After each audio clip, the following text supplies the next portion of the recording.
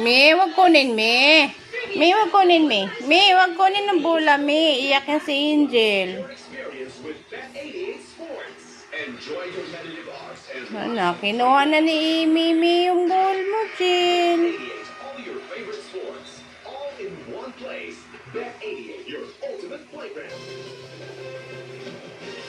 Kinuha na ni Ate Mimi yung ball mo. Kuha na ni Ate Mimi yung ball mo.